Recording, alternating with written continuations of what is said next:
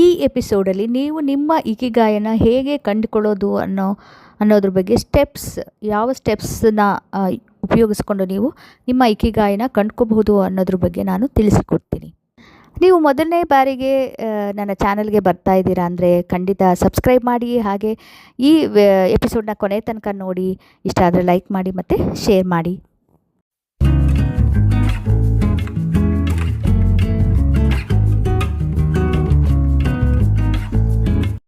Hi, hello, ನಮಸ್ಕಾರ ಎಲ್ಲರಿಗೂ.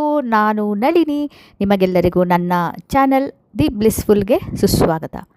So ನಿಮಗೆ ಗೊತ್ತಿರೋ ಹಾಗೆ ನಾನು ಪುಸ್ತಕ ಸರಣಿಯನ್ನು ಶೇರ್ ಮಾಡ್ತಾಯಿದ್ದೀನಿ, ಪುಸ್ತಕ ಸಾರಾಂಶವನ್ನು ಶೇರ್ ಮಾಡ್ತಿದ್ದೀನಿ. ಸೊ ಹಳೆ 2 ಬುಕ್ಸ್ದು ನಿಮಗೆ ಕೇಳಿಲ್ಲ ನೀವು ಅಂತೇಳಿದ್ರೆ ಲಿಂಕ್ ಡಿಸ್ಕ್ರಿಪ್ಷನಲ್ಲಿರುತ್ತೆ, ಕೇಳಿ. ಹಾಗೆ ಇದು 4ನೇ ಭಾಗ ಇಕಿಗಾಯ್ ಪುಸ್ತಕದ ಸರಣಿಯ 4ನೇ ಭಾಗ ಇವತ್ತು ನಾನು ಮಾಡ್ತಾಯಿದ್ದೀನಿ. ಸೊ ಇಲ್ಲಿವರೆಗೂ ನೀವು ಇಕಿಗಾಯ್ ಅಂದರೆ ಏನು, ಅದರದ್ದು ಇದು ಇಂಪಾರ್ಟೆಂಟ್ ಏನು, ಸಮ್ಮರಿ, ಆಮೇಲೆ ಹೇಗೆ ಏನೇನು ಪಾಠ ಕಲಿಬೋದು, ಜೀವನ ಪಾಠ ಕಲಿಬೋದು ಇಕಿಗಾಯಿಂದ ಅನ್ನೋದನ್ನು ನೀವು ಕಲ್ತ್ಕೊಂಡ್ರಿ, ನಿಮಗೆ ಗೊತ್ತಾಯಿತು. ಸೊ ನಾನು 5 ಸ್ಟೆಪ್ಸ್ ಹೇಳಿದೆ. ನಮ್ಮ ಇಕಿಗಾಯ್ನ ನಾವು ಹೇಗೆ ಫೈಂಡ್ ಔಟ್ ಮಾಡೋದು, ಹೇಗೆ ಕಂಡುಕೊಳ್ಳೋದು ಅನ್ನೋದನ್ನು 12 ಸ್ಟೆಪ್ಸ್ ಇದೆ. ಈ ಪುಸ್ತಕದಲ್ಲಿ ಲೇಖಕರು ಹೇಳಿದ್ದಾರೆ ಹೇಗೆ 12 ಸ್ಟೆಪ್ಸ್ ಯೂಸ್ ಮಾಡಿಕೊಂಡು, ಯಾವುದಾದ್ರೂ ಸ್ಟೆಪ್ಸ್ ಆಗಿರ್ಬೋದು, ಅದು ಎಲ್ಲನೂ ಸ್ಟೆಪ್ಸ್ ಯೂಸ್ ಮಾಡಲೇಬೇಕು ಅಂತಿಲ್ಲ. ಅದರಲ್ಲಿ ನಿಮ್ಗೆ ಏನೇನು ಇಷ್ಟ ಆಗುತ್ತೋ, ಏನೇನು ನಿಮಗೆ ಕನ್ವೀನಿಯೆಂಟ್ ಅನಿಸುತ್ತೋ ಆ ಎಲ್ಲ ಸ್ಟೆಪ್ಸ್ನ ನೀವು ಫಾಲೋ ಮಾಡಬಹುದು. ಅದರಲ್ಲಿ 12 ಸ್ಟೆಪ್ಸ್ ತಿಳಿಸ್ಕೊಟ್ಟಿದ್ದಾರೆ. ಅದರ 5 ಸ್ಟೆಪ್ಸ್ ಆಲ್ರೆಡಿ ನಾನು ನಿಮಗೆಲ್ಲರಿಗೂ ಶೇರ್ ಮಾಡಿದ್ದೀನಿ. ಈ ಪುಸ್ತಕದಲ್ಲಿ ಲೇಖಕರು 12 ಸ್ಟೆಪ್ಸ್ ತಿಳಿಸ್ಕೊಟ್ಟಿದ್ದಾರೆ. ಅದರಲ್ಲಿ ನಿಮಗೆ ಯಾವುದು ಈಸಿ ಅನಿಸುತ್ತೆ, ಯಾವುದು ರಿಲೇಟ್ ಮಾಡ್ಕೋತೀರೋ ಅದನ್ನೆಲ್ಲ ನೀವು ಉಪಯೋಗಿಸ್ಬೋದು. ಅದರಲ್ಲಿ ನಾನು ಆಲ್ರೆಡಿ 5 ಸ್ಟೆಪ್ಸ್ ನಾನು 3 ಭಾಗಗಳಲ್ಲಿ ಹಳೆ 3 ಭಾಗಗಳಲ್ಲೆಲ್ಲ ತಿಳಿಸ್ಕೊಟ್ಟಿದ್ದೀನಿ. ಇದು ಭಾಗ 4, ಪಾರ್ಟ್ 4 ಇವತ್ತು ನಾನು ಇಕಿಗಾಯ್ದು ಹೇಳ್ತಾ ಇದ್ದೀನಿ. ಸೊ 5 ಸ್ಟೆಪ್ಸ್ ಆಲ್ರೆಡಿ ನಾನು ತಿಳಿಸ್ಕೊಡ್ತೀನಿ. ನೀವು ನೋಡಿಲ್ಲ ಅನ್ನೋದಾದರೆ ಅದರದ್ದು ಲಿಂಕ್ಸ್ ಎಲ್ಲ ನಿಮಗೆ ಡಿಸ್ಕ್ರಿಪ್ಷನಲ್ಲಿ ನಾನು ಶೇರ್ ಮಾಡಿದ್ದೀನಿ, ನೀವು ಹೋಗಿ ನೋಡಬಹುದು. ಸೊ ಇವತ್ತು ಮಿಕ್ಕಿದ ಸ್ಟೆಪ್ಸ್ನ ನಾನು ತಿಳಿಸ್ಕೊಡ್ತೀನಿ. ಸೊ ಸ್ಟೆಪ್ 6ಕ್ಕೆ ಬರೋಣ.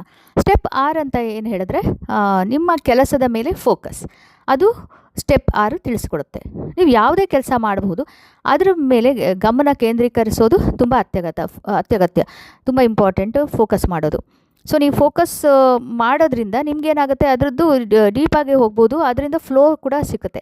ಅದು ನೀವು ಸೀರಿಯಸ್ಸಾಗಿ ಕೂಡ ನೀವು ಅದನ್ನು ಎಫಿಷಿಯೆಂಟಾಗಿ ಕೂಡ ನೀವು ಕೆಲಸ ಮಾಡ್ಬೋದು ಫೋಕಸ್ ಇಟ್ಕೊಂಡಿದ್ರೆ. ಆಮೇಲೆ ನಿಮಗೆ ಅದು ಇದೂ ಆಗೋದಿಲ್ಲ, ಆಯಾಸ ಕೂಡ ಆಗದಲೇ ನೀವು ಮಾಡ್ಬೋದು.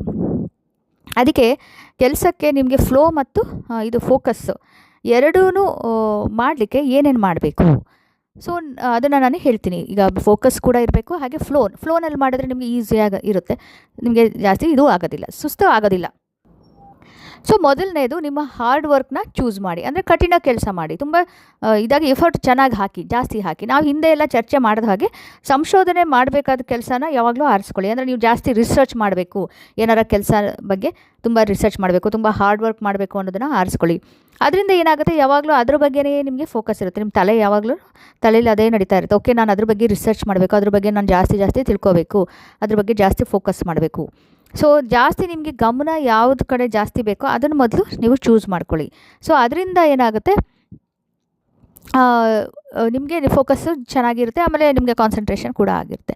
ಮತ್ತು ಇನ್ನೊಂದು ಏನು ನೆನ್ಪಿಟ್ಕೊಳ್ಳಿ ಅಂತ ಹೇಳಿದ್ರೆ, ನಿಮಗೆ ಆಗೋದಿಲ್ಲ ಅನ್ನೋ, ತುಂಬ ಕಷ್ಟಕರ ಕೆಲಸ ಆಗುತ್ತೆ, ನನಗೆ ಆಗೋದೇ ಇಲ್ಲ ಅನ್ನೋಂಥದ್ದನ್ನು ನೀವು ಖಂಡಿತ ಚೂಸ್ ಮಾಡಿಬಿಡಿ. ತುಂಬ ಡಿಫಿಕಲ್ಟ್ ಆಗುತ್ತೆ, ಕಷ್ಟ ಆಗುತ್ತೆ ಅಂತಂದು ನೀವು ಅಂದ್ಕೊಳ್ಳೋದನ್ನು, ನೀವು ಆಗೋದಿಲ್ಲ ಈಗ ಅನ್ನೋಂಥದ್ದನ್ನು, ಆ ಕೆಲಸ ನೀವು ಇದು ಮಾಡಬೇಡಿ, ಚೂಸ್ ಮಾಡಬೇಡಿ. ಅಂಥ ಕೆಲಸ ನೀವು ಚೂಸ್ ಮಾಡ್ಕೊಂಡ್ರೆ ಏನಾಗುತ್ತೆ, ಸ್ವಲ್ಪ ದಿನ ಮಾಡಿಬಿಟ್ಟು ಕಷ್ಟ ಆದ ತಕ್ಷಣ ಬಿಟ್ಬಿಡ್ತೀರ. ಹಾಗಾಗಿ ನೀವು ಕಂಟಿನ್ಯೂ ಮಾಡಿ ಕಂಪ್ಲೀಟ್ ಮಾಡೋದಿಲ್ಲ. ಅದಕ್ಕೆ ನೀವು ಆ ಥರನೇ ಮಾಡಬೇಡಿ. ಹಾಗೆಯೇ ತುಂಬ ಈಸಿ ಆಗಿದೆ ಅನ್ನೋದನ್ನು ನೀವು ತೊಗೋಬೇಡಿ ಕೆಲಸ. ಏಕೆಂದರೆ ತುಂಬ ಈಸಿ ಅನಿಸೋದು ನಿಮಗೆ ಬೋರ್ ಆಗಿಬಿಡುತ್ತೆ ಬೇಗ, ಆವಾಗಲೂ ನೀವು ನಿಲ್ಸಕ್ಕೆ ಹೋಗ್ತೀರ. ಅದಕ್ಕೆ ಬ್ಯಾಲೆನ್ಸ್ ಇರಬೇಕು. ಹೇಗಿರಬೇಕು ಅಂದರೆ, ಕಷ್ಟಕರವಾಗಿರಬೇಕು, ಆಮೇಲೆ ನಿಮಗೆ ತುಂಬ ಅದರಿಂದ ಹೆಲ್ಪ್ ಆಗ್ತಾ ಇರಬೇಕು, ಆಮೇಲೆ ನೀವು ಅದಕ್ಕೆ ತುಂಬಾ ಇದು ಕೊಟ್ಟು ನಿಮ್ಗೆ ಎಫರ್ಟ್ ಹಾಕಿ ನೀವು ಚೆನ್ನಾಗಿ ಮಾಡೋ ಥರ ಇಂಟ್ರೆಸ್ಟಿಂಗ್ ಇರೋವಂಥದ್ದು ಕೆಲಸನ ಆರಿಸ್ಕೊಳ್ಳಿ. ಸೊ ಎರಡನೇದು, ಎರಡನೇದೇನೆಂದರೆ ಸ್ಪಷ್ಟ ಉದ್ದೇಶ, ಕ್ಲಿಯರ್ ಆಬ್ಜೆಕ್ಟಿವ್ ಇರಬೇಕು. ಯಾವುದೇ ಕೆಲಸನ ಆರಂಭ ಮಾಡೋದಕ್ಕಿಂತ ಮುಂಚೆ ಅದಕ್ಕೆ ಮಾಡೋದಕ್ಕೆ ನಿಮಗೆ ಏನು ಸ್ಪಷ್ಟ ಉದ್ದೇಶ ಇದೆ, ಏನು ಉದ್ದೇಶಕ್ಕೋಸ್ಕರ ಮಾಡ್ತಿದ್ದೀನಿ, ಏನು ಗೋಲು, ಅದನ್ನು ನೀವು ತಿಳ್ಕೊಬೇಕು. ಏನು ಮಾಡಬೇಕು, ಯಾವಾಗ ಮಾಡಬೇಕು, ಮತ್ತು ಯಾಕೆ ಮಾಡಬೇಕು, ಇವೆಲ್ಲ ವಿಷಯನ ನೀವು ಮುಂಚೆನೇ ತಿಳ್ಕೊಂಡಿರಬೇಕು. ನೀವು ಅದನ್ನು ಸಮಯಕ್ಕೆ ಸರಿಯಾಗಿ ಮುಗಿಸೋಕ್ಕೆ ಮತ್ತು ಅದನ್ನು ಮತ್ತೆ ಪೋಸ್ಟ್ಪೋನ್ ಮಾಡ್ದಲೇ ಇರೋದಕ್ಕೆ ಏನು ಮಾಡಬೇಕು, ಒಂದು ಡೆಡ್ಲೈನ್ ಹಾಕೋಬೇಕು. ಇಷ್ಟು ಗಡುವು, ಇಷ್ಟರೊಳಗೆ ನಾನು ಕೆಲಸ ಮುಗಿಸ್ತೀನಿ ಅಂತ ನೀವು ಹಾಕ್ಕೋಬೇಕು.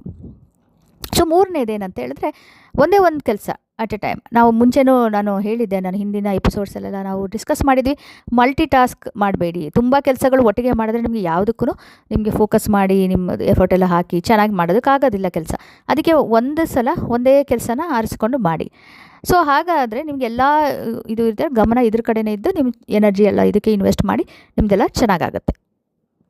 ಸೊ ಈ 3 ಪಾಯಿಂಟರ್ಸ್ ನಾನು ಹೇಳಿದೆ, ನಿಮ್ಮ ಕೆಲಸದ ಮೇಲೆ ಫೋಕಸ್ ಇಟ್ಕೊಂಡು ಮಾಡಲಿಕ್ಕೆ ಏನೇನು ಮಾಡ್ಬೋದು ಅನ್ನೋದಕ್ಕೆ 3 ಇದನ್ನು ಯೂಸ್ ಮಾಡ್ಬೋದು. Next 7ನೇ step. ಸೊ ಈ 7ನೇ ಸ್ಟೆಪ್ಪಲ್ಲಿ ಏನಂತ ಹೇಳಿದ್ರೆ 10 ಚಿಕ್ಕ ಚಿಕ್ಕ ನಿಯಮ ಹೇಳ್ತೀನಿ, 10 ಸಣ್ಣ ನಿಯಮಗಳು.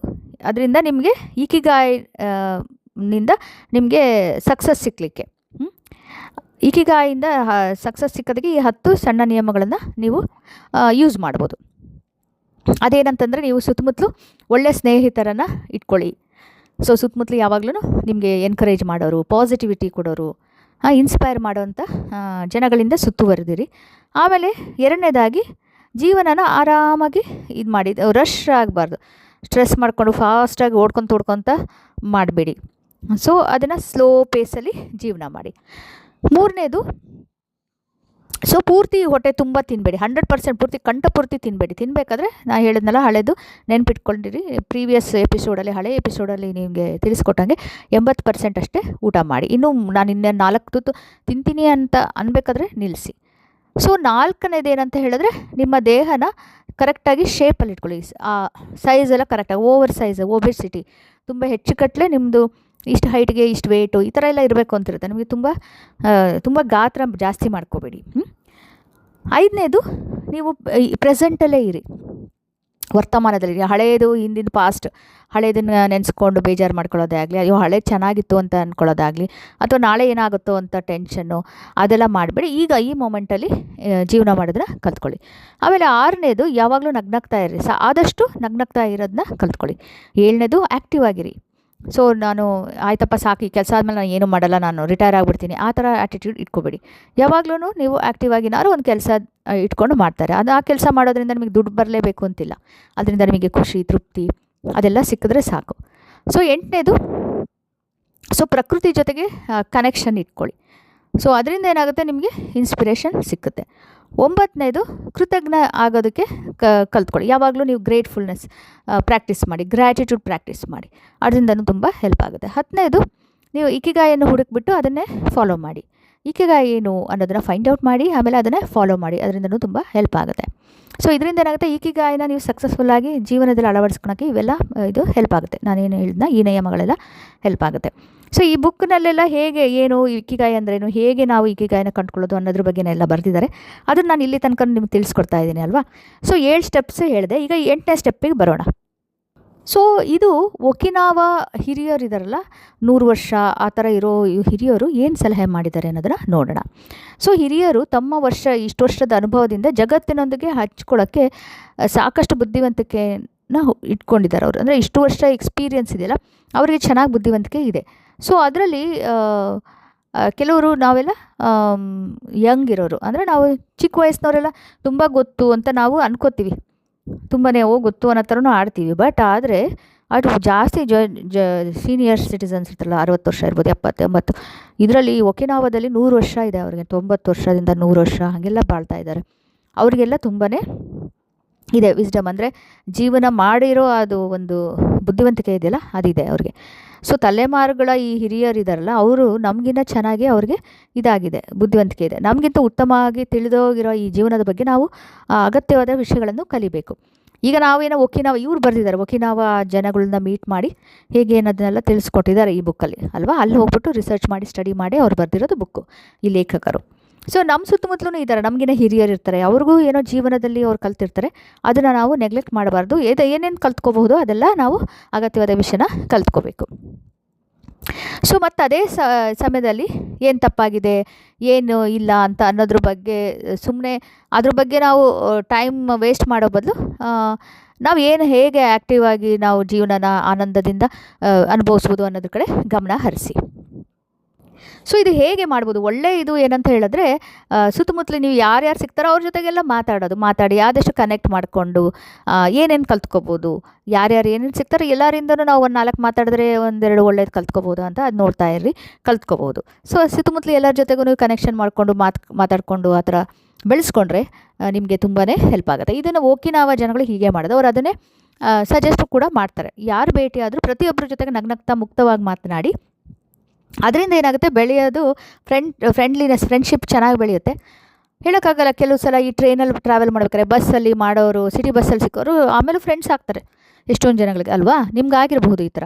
ಸೊ ಜೀವನದುದ್ದಕ್ಕೂ ಎಷ್ಟೊಂದು ಜನಗಳು ಸಿಗ್ತಾರೆ. ಅದು ಫ್ರೆಂಡ್ಶಿಪ್ ಏನು ನೆಕ್ಸ್ಟು ಲಾಂಗ್ ಟೈಮ್ಗೆ ಆಗದಿದ್ರು ಕೂಡ ಆ ಮೂಮೆಂಟಿಗೆ ನೀವು ನಗ್ನಗ್ತಾ ಮಾತಾಡಿ ಏನೋ ಕಲ್ತ್ಕೋತೀರಾ, ಮತ್ತು ಇನ್ನೂ ಹೊಸ ಜನ ಸಿಗ್ತಾರೆ.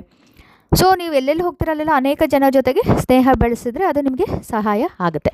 ಸೊ ಓಕಿನಾವಾ ಹಿರಿಯರಿದಾರಲ್ಲ ಅವರು ಸಹ ಅಂಥ ಪ್ರೀತಿ ಸಂಬಂಧಗಳನ್ನು ಬೆಳೆಸ್ಕೊಂಡು, ಈ ಫ್ರೆಂಡ್ಶಿಪ್ನ ಬೆಳೆಸ್ಕೊಂಡು ಕಾಪಾಡಿಕೊಂಡು ಬರ್ತಿದ್ದಾರೆ. ಅವರು ಇದನ್ನೇ ಶಿಫಾರಸು ಮಾಡ್ತಾರೆ, ಎಲ್ರಿಗೂ ಇದೇ ಮಾಡಿ ಅಂತ ಹೇಳ್ತಾರೆ. ಈಗ ಸ್ಟೆಪ್ 9. ಸೊ ಆದಷ್ಟು ಮೂವ್ ಅಂದರೆ ಚಲನೆಯಲ್ಲಿರಿ, ಅಂದರೆ ಓಡಾಡ್ತಾ ಇರಿ ಅಂತ. ಒಂದೇ ಕಡೆ ಸ್ಟ್ಯಾಗ್ನೆಂಟಾಗಿ ಕೂತ್ಕೊಬಿಡಿ. ಗಂಟುಗಟ್ಟಲೆ ಕೂತ್ಕೊಂಡಿದ್ರೆ ನಿಮಗೆ ಅದು ಏನಾಗುತ್ತೆ, ಫ್ಯಾಟ್ ಚೆನ್ನಾಗಿ ಇದು ಬರುತ್ತೆ, ಹೊಟ್ಟೆ ಬೆಳೆಸ್ಕೊಳ್ಳೋದು, ಮೈಕೈ ಬೆಳೆಯೋದು ಆಗುತ್ತೆ. ಆರೋಗ್ಯವಾಗಿರೋದಕ್ಕೆ ನೀವು ಏನಾರ ಸ್ಪೋರ್ಟ್ಸ್ ಆಟಾಡ್ಬೋದು. ಆಡಲೇಬೇಕು ಅಂತಿಲ್ಲ, ಆರೋಗ್ಯದಿಂದ ಇರಲಿಕ್ಕೆ ನೀವು ಯಾವ್ದಾದ್ರು ಸ್ಪೋರ್ಟ್ಸ್ ಮಾಡಲೇಬೇಕು, ಓಡ್ತಿರ್ಬೇಕು, ಅಥ್ಲೀಟಾಗಿ ರನ್ನಿಂಗ್ ರೇಸ್ ಮಾಡಬೇಕು ಅಂತ ಏನಿಲ್ಲ. ಸೊ ಅದಕ್ಕೆ ನೀವು ಅನುಕೂಲವಾಗಿ ನಿಮ್ಗೇನೇನು ಅನುಕೂಲ ಆ ಥರದ್ದು ನೀವು ಮಾಡ್ಬೋದು. ಸ್ಟ್ಯಾಗ್ನೆಂಟಾಗಿ ಒಂದೇ ಕಡೆ ಕೂತ್ಕೊಳ್ಳೋದು ಬಿಡಿ. ಸೊ ನೀವು ಒಂದೊಂದು ಗಂಟೆ ಆದಮೇಲೆ 5-5 ನಿಮಿಷ ಓಡಾಡೋದು ಹಾಗೆಲ್ಲ ಮಾಡ್ಬೋದು. ಕಂಟಿನ್ಯೂಸ್ ನೀವು ಹಾಗೆ ಕೂತ್ಕೊಂಡಿರೋದನ್ನ ನಿಲ್ಲಿಸಿ. ಸೊ ಏನು ಬೇಕಾದರೂ ಸರಳವಾಗಿ ಸಿಂಪಲ್ ಎಕ್ಸಸೈಸ್ ಮಾಡ್ಬೋದು, ಜಾಗಿಂಗ್ ಮಾಡ್ಬೋದು, ಈಗ ಗಾರ್ಡನಿಂಗ್ ಮಾಡ್ಬೋದು. ಸೊ ಫನ್ಗೆ ಆಟ ಆಡಬಹುದು, ಇಲ್ಲ ಹಾಡು ಹೇಳ್ಬೋದು, ಹೀಗೆ ಏನು ಬೇಕಾದ್ರೂ ಸಿಂಪಲ್ಲಾಗಿ ಮಾಡ್ಬೋದು. ಸೊ ಓಕಿನಾವಾ ಜನಗಳು ಹೀಗೆ ಮಾಡ್ತಾರೆ. ಚಿಕ್ಕದಾಗಿ ಅವರು ಕಂಟಿನ್ಯೂಸ್ ಕೂತ್ಕೊಂಡಿರಲ್ಲ, ಸೊ ಅದೆಲ್ಲ ಮಾಡ್ತಾರೆ. ಸೊ ಜಪಾನ್ನಲ್ಲಿ ಒಂದು ರೇಡಿಯೋ ಕಾರ್ಯಕ್ರಮ ಇದೆ, ರೇಡಿಯೋ ಟಾಸೋ ಅಂದ್ಬಿಟ್ಟು. ಅಲ್ಲಿ ಒಂದು ರೇಡಿಯೋ ಶೋ ನಡೀತಾ ಇದೆ. ಅದರಿಂದ ಅವರು ಓಕಿನಾವಾ ಜನಗಳು ಸುಮಾರು ವರ್ಷದಿಂದ ಆ ಟ್ಯೂನ್ ಇದೆಯಲ್ಲ, ಬಿಗ್ ಸ್ಟೇಷನ್ ಅಂತ, ದೊಡ್ಡ ಸ್ಟೇಷನ್ ಅದು, ಆ ಟ್ಯೂನ್ಗಳೆಲ್ಲ ಹಾಕ್ತಾರೆ. ಆವಾಗ ಅವರು ಎಕ್ಸಸೈಸ್ ಮಾಡ್ತಾರಂತೆ. ಅದರಲ್ಲಿ ಡೈರೆಕ್ಷನ್ಸು ಕೊಡ್ತಾರೆ ಎಕ್ಸಸೈಸ್ ಮಾಡಲಿಕ್ಕೆ. ಸೊ ಅದರಿಂದ ಬಾಡಿ ಮತ್ತು ಮೈಂಡ್ ಮೂವ್ಮೆಂಟ್ ಆಗಲಿಕ್ಕೆ ಅವರಿಗೆ ಹೆಲ್ಪ್ ಆಗುತ್ತೆ. ಹಾಗೆ ಟೈಮು ಅವರು ಆಫೀಸಲ್ಲಿರ್ಬೋದು, ಇದರಲ್ಲಿರ್ಬೋದು, ಎಲ್ಲ ಟೈಮಲ್ಲೂ ಅವರು ಆದಷ್ಟು ಓಡಾಡೋದು, ವ್ಯಾಯಾಮ ಮಾಡಲು ಅದೆಲ್ಲ ಕಂಟಿನ್ಯೂ ಮಾಡ್ತಾರಂತೆ. ಸೊ 10ನೇ ಸ್ಟೆಪ್ಪು, ಸೊ ಜಪಾನಿನ ಜನರು ದೀರ್ಘಾಯುಷ್ಯ ಹೊಂದಿದಾರಲ್ಲ, ಅದಕ್ಕೆ ಏನು ರಹಸ್ಯ ಅದು ಇದರಲ್ಲಿ ತಿಳಿಸ್ಕೊಡ್ತೆ. ಸೊ ಜಪಾನಿನ ಹಿರಿಯರು ದೀರ್ಘಾಯುಷ್ಯವನ್ನು ಹೊಂದಲು ಈ 5 ರಹಸ್ಯನ ಹಂಚ್ಕೊಂಡಿದ್ದಾರೆ ಇವ್ರಿಗೆ, ಲೇಖಕರ ಜೊತೆಗೆ. ಸೊ 5 ಸೀಕ್ರೆಟ್ಸ್ ಇದೆಯಂತೆ. ಅವ್ರಿಂದ ದೀರ್ಘಾಯುಷ್ಯ ಯಾಕಿದೆ ನಿಮಗೆ, ಇಷ್ಟೊಂದು ಚೆನ್ನಾಗಿದೆಯಲ್ಲ ಆಯುಷ್ಯ ಅಂತ ಕೇಳಿದ್ದಕ್ಕೆ ಅವರು ಈ 5 ಸೀಕ್ರೆಟ್ಸು ಅಂತ ಲೇಖಕರ ಜೊತೆಗೆ ಹಂಚ್ಕೊಂಡಿದ್ದಾರೆ. ಅದನ್ನು ಇವರು ಈ ಬುಕ್ಕಲ್ಲಿ ಬರೆದಿದ್ದಾರೆ. ಅದೇನು ಅಂತ ಹೇಳಿದ್ರೆ, ಸೊ ಮೊದಲನೇ ಸೀಕ್ರೆಟು, ಅವರು ಚಿಂತೆ ಮಾಡೋದಿಲ್ಲಂತೆ. ಸೊ ಹೇಗೆ ಸಾಧ್ಯ ಅಂದರೆ, ಏನೇನೋ ವಿಷಯಗಳು ಬರುತ್ತೆ ಹೋಗುತ್ತೆ, ಅದಕ್ಕೆಲ್ಲ ಮನಸ್ಸಿಗೆ ಹಚ್ಕೊಂಡು ಚಿಂತೆ ಮಾಡೋದು ಬೇಡ. ಅವ್ರ ಮನಸ್ಸು ಯಾವಾಗಲೂ ತುಂಬ ಹೃದಯದಲ್ಲಿ ಒಂಥರ ಯಂಗಾಗಿ ಇಟ್ಕೊಂಡಿದ್ದಾರೆ, ಅಂದರೆ ಯೌವನದಿಂದ ಇಡಲು ಅದು ಈಸಿ ಆಗುತ್ತಂತೆ. ಏನೇನೋ ಹಚ್ಕೊಂಡು ಇದು ಮಾಡೋಕ್ಕೆ, ಚಿಂತೆ ಮಾಡ್ದಲೇ ಇರೋದು, ಓಪನ್ನೆಸ್ ಬೆಳೆಸ್ಕೊಂಡು. ಸೊ ಯಾರು ಬರ್ತಾರೋ ಅವ್ರ ಜೊತೆಗೆ ಚೆನ್ನಾಗಿ ನಗ್ತಾ ಮಾತಾಡೋದು. ಸೊ ಮೊಮ್ಮಕ್ಳ ಜೊತೆಗೆ, ಮರಿ ಮಕ್ಕಳ ಜೊತೆಗೆ ಆಟ ಆಡೋದು. ಸೊ ಎಲ್ಲರ ಜೊತೆಗೂ ಚೆನ್ನಾಗಿರೋದು. ಸೊ ಬೆಸ್ಟ್ ಏನಂತ ಹೇಳಿದ್ರೆ, ಇದನ್ನು ಯೋಚನೆ ಮಾಡೋದು, ಚಿಂತೆ ಮಾಡೋದನ್ನ ಬಿಡೋದಕ್ಕೆ ಎಲ್ಲರ ಜೊತೆಗೂ ಚೆನ್ನಾಗಿ ಇದು ಬೆರೆಯೋದು, ಎಲ್ಲ ಜನಗಳ ಜೊತೆಗೆ ಸೋಷಲೈಸ್ ಮಾಡೋದು, ಅದು ಮಾಡಿದ್ರೆ ತುಂಬ ಹೆಲ್ಪ್ ಆಗುತ್ತೆ. ಸೊ ಜಪಾನ್ನಲ್ಲಿ ವಯಸ್ಸಾಗಿರೋ ಜನರು ಹೆಚ್ಚಾಗಿ ಇದೇನೇ ಮಾಡ್ತಾರಂತೆ. ಅದಕ್ಕೆ ಅವರು ಇಷ್ಟು ದಿನ ಬದುಕೋಕ್ಕೆ ಸಾಧ್ಯ ಆಗಿದೆ. ಅವ್ರ ಪ್ರಕಾರ ದೀರ್ಘಾವಧಿ ಜೀವನ ನಡೆಸೋ ಬಗ್ಗೆ ಚಿಂತೆ ಮಾಡೋ ಬದಲು ಸಂತೋಷವಾಗಿರಬೇಕು ಈ ಮೂಮೆಂಟಲ್ಲಿ. ಓಕೆ, ನನ್ನ ಗೋಲ್ 100 ವರ್ಷ ಬಾಳೋದು, ಅದಕ್ಕೆ ಏನು ಮಾಡಬೇಕು ಅಂತ ಚಿಂತೆ ಮಾಡ್ಬೋದು, ಅದು ಉಲ್ಟಾ ಆಗುತ್ತೆ. ಸೊ ಅದ್ರ ಬದಲು ಈ ದಿನ, ನಾಳೆ ಹೇಗೆ ಖುಷಿ ಪಡೋಣ ನಾನು, ಆ ಥರ ಯಾರಿಗೂ ತೊಂದರೆ ಕೊಡದೆ ಇತರರೊಂದಿಗೆ ಚೆನ್ನಾಗಿ ಸಮಯ ಕಳೆಯೋದು ಮತ್ತು ಆನಂದ ಹೊಂದೋದು ಇದು ಮುಖ್ಯ. ಸೊ ಎರಡನೇದು ಒಳ್ಳೆಯ ಅಭ್ಯಾಸಗಳನ್ನು ಬೆಳೆಸ್ಕೊಳ್ಳೋದು. ದೀರ್ಘಾವಧಿಯ ಜೀವನಕ್ಕೆ ಒಳ್ಳೆಯ ಅಭ್ಯಾಸಗಳು ಅತ್ಯಂತ ಮುಖ್ಯ. ಇಂದಿನ ಕಾಲದಲ್ಲಿ ತಡಾಗಿ ಹೇಳೋದು ತುಂಬ ಕೆಟ್ಟ ಅಭ್ಯಾಸ ಅಂತ ಅವ್ರು ಹೇಳ್ತಾರೆ ದೊಡ್ಡವರು, ಅದು ಜಪಾನ್ನ ಜನ. ಆದಷ್ಟು ಬೇಗ ಬೇಗ ಎದ್ದು ಇದೆಲ್ಲ ಆ್ಯಕ್ಟಿವ್ ಆಗಿ ಸಕ್ರಿಯವಾಗಿ ಎಲ್ಲ ಮಾಡಿದ್ರೆ ಆವಾಗ ದೇಹನೂ ದಣಿಯುತ್ತೆ. ಸೊ ಅದರಿಂದ ಮೊದಲನೇದಾಗಿ ನೀವು ಬೆಳಗ್ಗೆ ಬೇಗನೆ ಎದ್ದು ಏನಾದರೂ ಕೆಲಸ ಮಾಡೋ ಅಭ್ಯಾಸ ಮಾಡ್ಕೊಳ್ಳಿ. ಅದು ನಿಮ್ಮ ದೇಹನ ಚುರುಕುಗೊಳಿಸುತ್ತೆ. ಹಾಗೆ ನಿಮಗೆ ವಿಶ್ರಾಂತಿ ನೀಡುವ ಏನಾದರೂ ಮಾಡಿ. ಬೆಳಗ್ಗೆ ಎದ್ದ ನಂತರ ನೀವು ಓದಬಹುದು, ರನ್ನಿಂಗ್ ಮಾಡ್ಬೋದು, ಜಾಗಿಂಗ್ ಮಾಡ್ಬೋದು, ಏನಾರು ಎಕ್ಸಸೈಸ್ ಮಾಡ್ಬೋದು, ಯೋಗ ಮಾಡ್ಬೋದು, ಗಿಡಗಳಿಗೆ ನೀರು ಹಾಕ್ಬೋದು, ಹೊಸ ಗಿಡ ನೆಡ್ಬೋದು, ಈ ಥರ ಯಾವುದಾದ್ರೂ ಮಾಡ್ಬೋದು. ಇದಾದ ನಂತರ ನೀವು ಇದು ಮಾಡ್ಕೊಳ್ಳಿ, ಬ್ರೇಕ್ಫಾಸ್ಟ್ ಮಾಡಿ ಅಂತ ಹೇಳ್ತಾರೆ. ಬೆಳಗ್ಗೆ ಎದ್ದ ತಕ್ಷಣ ಮನಸ್ಸು ಚೆನ್ನಾಗಿಡೋಕ್ಕೆ ಎಲ್ಲ ಮಾಡಿ ಆಮೇಲೆ ಆದಷ್ಟು ನೀವು ಹಸಿರು ತರಕಾರಿನ ಬ್ರೇಕ್ಫಾಸ್ಟ್ ಉಪಹಾರದಲ್ಲಿ ಬೆಳಗ್ಗಿನ ತಿಂಡಿಲಿ ತಿನ್ನಿ. ಗ್ರೀನ್ ವೆಜಿಟೇಬಲ್ಸ್ ಆದಷ್ಟು ಇದರೊಳಗೆ ಅಳವಡಿಸ್ಕೊಳ್ಳಿ ನಿಮ್ಮ ಬೆಳಗಿನ ಉಪಹಾರದಲ್ಲಿ ತಿಂಡಿಲಿ. ನೀವೇನೇ ಮಾಡ್ತಿದ್ರು ನಿಮ್ಮ ಇಕಿಗಾಯಿನ ಕಂಡುಕೊಳ್ಳಿ. ಸೊ ವೃದ್ಧಾಪ್ಯದಲ್ಲಿ ಕೂಡ ಚುರುಕಾಗಿರಲು ಇದೇ ಇದು ಇಂಪಾರ್ಟೆಂಟ್ ಕೀ. ಸೊ ಬೆಳಗ್ಗೆ ಎದ್ದ ತಕ್ಷಣ ಚೆನ್ನಾಗಿ ಕೆಲಸ ಮಾಡಿ ಆಮೇಲೆ ಇಡೀ ದಿನ ಆ್ಯಕ್ಟಿವ್ ಆಗಿರಿ. ಹಾಗೆಯೇ ಇಷ್ಟ ಆಗೋದು, ಖುಷಿ ಆಗೋಂಥದ್ದನ್ನೆಲ್ಲ ಅಳವಡಿಸ್ಕೊಳ್ಳಿ. ಅದರಿಂದ ನಿಮ್ಮ ಉತ್ತಮ ಆರೋಗ್ಯ, ಉತ್ತಮ ಜೀವನಕ್ಕಾಗಿ ಜೀವನ ಆಗುತ್ತೆ. ಹಾಗೆ ನೀವು 100 ವರ್ಷಗಳ ಕಾಲ ಬಾಳಬಹುದು. ಸೊ ಹಾಗೆಯೇ ನೀವು ದೇವ್ರಿಗೂ ಕೂಡ ಪ್ರಾರ್ಥನೆ ಮಾಡ್ತಾಯಿರಿ. ಅದರಿಂದನೂ ನಿಮಗೆ ಪಾಸಿಟಿವಿಟಿ ಬರುತ್ತೆ. ಸೊ ಪ್ರತಿದಿನ ಇದೆಲ್ಲ ಮಾಡಿ ತರಕಾರಿಗಳು ಎಲ್ಲ ತಿನ್ನೋದು. ಸೊ ಇವೆಲ್ಲ ಚೆನ್ನಾಗಿ ಹೆಚ್ಚು ಕಾಲ ಬದುಕೋಕ್ಕೆ ಇವೆಲ್ಲ ಸಹಾಯ ಮಾಡುತ್ತೆ. ದೀರ್ಘಕಾಲ ಬದುಕೋದಕ್ಕೆ ಈ 3 ವಿಷಯಗಳನ್ನು ಮರೀದಲೇ ನೆನಪಿಡ್ಕೊಂಡು ಮಾಡಿ. ಒಂದು, ಎಕ್ಸಸೈಸ್ ಮಾಡೋದು, ಆರೋಗ್ಯ ಆಗೋಕ್ಕೆ ವ್ಯಾಯಾಮ ಮಾಡೋದು. ಎರಡನೇದು, ಚೆನ್ನಾಗಿ ತಿನ್ನೋದು. ಮೂರನೇದು, ನಿಮ್ಮ ಸ್ನೇಹಿತರ ಜೊತೆಗೆ, ಒಳ್ಳೆಯ ಜನಗಳ ಜೊತೆಗೆ ಕಾಲ ಕಳೆಯೋದು. ಸೊ ಚೆನ್ನಾಗಿ ತಿನ್ನೋದು ಅಂದರೆ ಗೊತ್ತಲ್ಲ, 80% ತುಂಬ ತೃಪ್ತಿಯಾಗಿ ಒಳ್ಳೆಯದು ನ್ಯೂಟ್ರಿಷನ್ನು ಇದೆಲ್ಲ ಇರೋದು. ಹೆಲ್ತ್ಗೆ ಆರೋಗ್ಯಪೂರ್ಣವಾಗಿರೋ ಊಟ ಮಾಡಬೇಕು. ಸೊ ಇಷ್ಟ ಆಯಿತಾ? ಇದು 2ನೇ ಸೀಕ್ರೆಟಲ್ಲಿ ಇವರೆಲ್ಲ ಹೇಳಿದ್ದು. ಸೊ 5 ಸೀಕ್ರೆಟ್ಸ್ ಅಂತ ಹೇಳಿದ್ರಲ್ಲ, ಅದು 2ನೇ ಸೀಕ್ರೆಟ್ ಇದು. ಸೊ 3ನೇ ಸೀಕ್ರೆಟು, ಪ್ರತಿದಿನ ನಿಮ್ಮ ಈ ಫ್ರೆಂಡ್ಶಿಪ್ ಇದೆಯಲ್ಲ ಅದನ್ನು ಪೋಷಣೆ ಮಾಡಿ ಅಂತ ಹೇಳ್ತಾರೆ. ನಿಮ್ಮ ಸ್ನೇಹಿತರ ಜೊತೆ ಕನೆಕ್ಷನ್ ಇಟ್ಕೊಳ್ಳಿ, ಸಂಪರ್ಕ ಇಟ್ಕೊಳ್ಳಿ.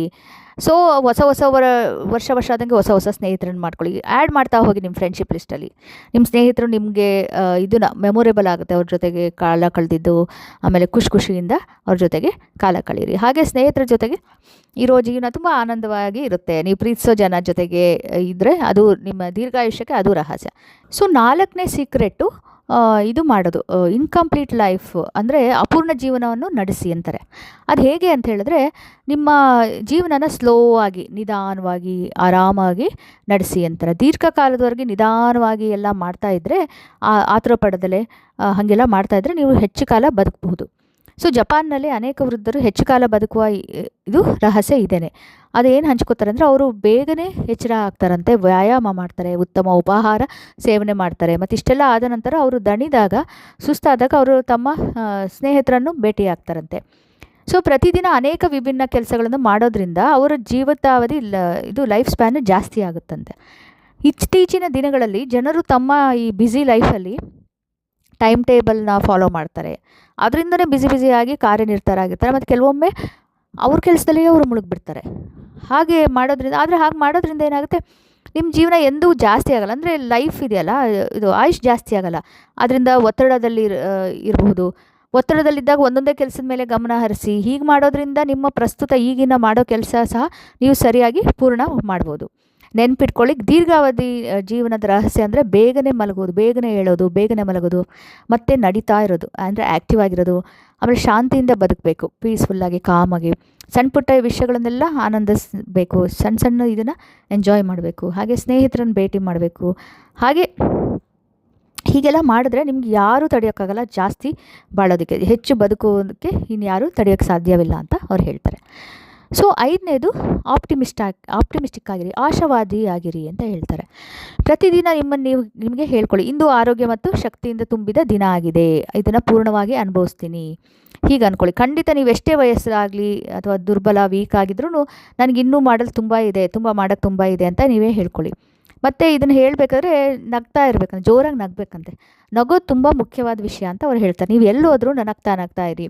ಅದು ನಿಮ್ಮನ್ನು ಮತ್ತು ನಿಮ್ಮೊಂದಿಗೆ ಜೊತೆಗೆ ಇರೋರು ಎಲ್ಲರಿಗೂ ಪಾಸಿಟಿವ್ನೆಸ್, ಉತ್ತಮ ಮನಸ್ಥಿತಿ, ಪಾಸಿಟಿವ್ ಮೈಂಡ್ಸೆಟ್ ಬರೋದಕ್ಕೆ ಹೆಲ್ಪ್ ಮಾಡುತ್ತೆ. ಮತ್ತು ನಿಮ್ಮ ಕೆಲಸ ಮಾಡೋದಕ್ಕೆ ಪ್ರೇರಣೆ ಸಿಗುತ್ತೆ. ನೀವು ನಿಮ್ಮ ಸಮಯನ ಕಳೆಯಬೇಕಾದ್ರೆ ಆ ಮನಸ್ಥಿತಿ ಪಾಸಿಟಿವ್ ಇದೆಯಲ್ಲ, ಆ ಮನಸ್ಥಿತಿ ತುಂಬ ಮುಖ್ಯ. ಸೊ ನೀವು ಇದನ್ನು ನೋಡಿದ್ರೆ, ಈಗ ಸ್ಟ್ಯಾಟಿಸ್ಟಿಕ್ಸ್ ನೋಡಿದ್ರೆ, ಅಂಕಿ ಅಂಶಗಳನ್ನು ನೋಡಿದ್ರೆ, ಹೆಚ್ಚು ನಗೋರು, ಸಂತೋಷವಾಗಿರೋ ಜನರು ಗಿಂತ ಮೊದಲನೇ ತುಂಬ ಅತೃಪ್ತವಾಗಿರೋರು, ಕೋಪ ಮಾಡೋರು, ದುಃಖವಾಗಿ ಇರೋರು, ಡಿಪ್ರೆಷನಲ್ಲಿ ತುಂಬ ಅವ್ರು ಬೇಗ ಸಾಯ್ತಾರೆ ಅಂತ ಸ್ಟ್ಯಾಟಿಸ್ಟಿಕ್ಸಿಂದ, ಸ್ಟಡೀಸಿಂದ ಕಂಡು ಬಂದಿದೆ. ಅದಕ್ಕೆ ಆದಷ್ಟು ನಗ್ತಾ ಇರೋದನ್ನು ಕಲ್ತ್ಕೊಳ್ಳಿ. ಅದಕ್ಕೆ ನೀವು ಇಂಪಾರ್ಟೆನ್ಸ್ ಕೊಡಿ. ಈ ಜೀವನದಲ್ಲಿ ನಾನು ನನ್ನಷ್ಟು ಅದೃಷ್ಟಶಾಲಿ ಯಾರು ಇದ್ದಾರೆ, ನಾನು ಎಷ್ಟು ಅದೃಷ್ಟಶಾಲಿ ಅಂತ ಭಾವಿಸ್ಬಿಟ್ಟು ಧನ್ಯವಾದ ಹೇಳಿ. ಮತ್ತು ಇತರರಿಗೂ ಕೂಡ ಆದಷ್ಟು ಸಹಾಯ ಮಾಡಿ. ಅದು ನಿಮಗೆ ಸಂತೋಷ ಮತ್ತು ತೃಪ್ತಿಯ ಭಾವನೆನ ಕೊಡುತ್ತೆ. ಹಾಗೆ ಹೆಚ್ಚು ಕಾಲ ಬದುಕೋದಕ್ಕೆ ನಿಮಗೆ ಅದು ಇದು ಮಾಡುತ್ತೆ, ಹೆಲ್ಪ್ ಮಾಡುತ್ತೆ. ಅದು ನಿಮಗೆ ನಿಮ್ಮ ಕೈಲಿದೆ. ಹೆಚ್ಚು ಕಾಲ ಬದುಕೋದು ನಿಮ್ಮ ಕೈಲಿದೆ. ಅದನ್ನು ನೀವು ಆರಿಸ್ಕೊಳ್ಳಿ, ಅದನ್ನು ನೀವು ಅಕ್ಸೆಪ್ಟ್ ಮಾಡಿ. ಸೊ ಇಲ್ಲಿ ತನಕ ನಾನು 10 ಸ್ಟೆಪ್ಸ್ ನಿಮಗೆ ತಿಳಿಸ್ಕೊಟ್ಟಿದ್ದೀನಿ. ಇನ್ನೂ 11 ಸ್ಟೆಪ್ಪು, 12ನೇ ಸ್ಟೆಪ್ಪು ಅದು ತುಂಬ ದೊಡ್ಡದಿದೆ. ಅದರಲ್ಲೂ ಒಳಗಡೆ ನೀವು ನೋಡಿದ್ರಲ್ಲ, ಒಂದೊಂದು ಸ್ಟೆಪ್ಪಲ್ಲೂ ಮತ್ತೊಂದಿಷ್ಟು ಸ್ಟೆಪ್ಸ್ ಬರ್ತಾಯಿದೆ. ಸೊ ಹಾಗಾಗಿ ಅದು ಇದನ್ನು ಮಾಡಿದ್ರೆ ತುಂಬಾ ಉದ್ದ ಆಗುತ್ತೆ. ಅದಕ್ಕೆ ಇಲ್ಲಿಗೆ ನಿಲ್ಲಿಸ್ತೀನಿ ಈ ಪಾರ್ಟು. ಸೊ ನೆಕ್ಸ್ಟ್ ಎಪಿಸೋಡಲ್ಲಿ ನಾನು ಕಂಪ್ಲೀಟ್ ಮುಗಿಸ್ಬಿಡ್ತೀನಿ. ಇನ್ನೂ 2 ಸ್ಟೆಪ್ಸು, ಆಮೇಲೆ ಅದ್ರ ಡೀಟೇಲ್ಸು ಅದನ್ನೆಲ್ಲ ಮತ್ತು ಸಮ್ಮರಿ ಇದೆಲ್ಲ ಮತ್ತೊಂದು ಸಲ ತಿಳಿಸ್ಕೊಡ್ತೀನಿ ನಿಮಗೆ. ಸೊ ಇಲ್ಲಿಗೆ ನಿಲ್ಲಿಸ್ತೀನಿ. ಈ ಎಪಿಸೋಡು ಇಲ್ಲಿ ತನಕ ಕೇಳಿದ್ದಕ್ಕೆ ತುಂಬ ಧನ್ಯವಾದಗಳು. ನಿಮಗೆ ಹೇಗೆ ಅನ್ನಿಸ್ತು ಈ ಪಾರ್ಟು, ಈ ಎಪಿಸೋಡ್? ಆಮೇಲೆ ಇಕಿಗಾಯ್ದು ಈ ಬುಕ್ ಸಮ್ಮರಿ ನಾನು ಮಾಡ್ತಾ ಇದ್ದೀನಲ್ಲ, ಹೇಗೆ ಅನ್ನಿಸ್ತು ಅಂತ ನೀವು ಖಂಡಿತ ನನಗೆ ತಿಳಿಸಿ.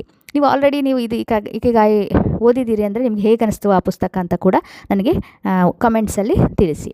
ಇಷ್ಟ ಆಯಿತು ಅಂದರೆ ಇದನ್ನು ಲೈಕ್ ಮಾಡಿ, ಹಾಗೆ ಎಲ್ಲರಿಗೂ ಶೇರ್ ಮಾಡಿ. ನೀವು ಸಬ್ಸ್ಕ್ರೈಬ್ ಮಾಡಿಲ್ಲ ನನ್ನ ಚಾನಲ್ನ ಅಂದರೆ ಖಂಡಿತ ಸಬ್ಸ್ಕ್ರೈಬ್ ಮಾಡಿ. ಧನ್ಯವಾದಗಳು. Please take care. Bye bye.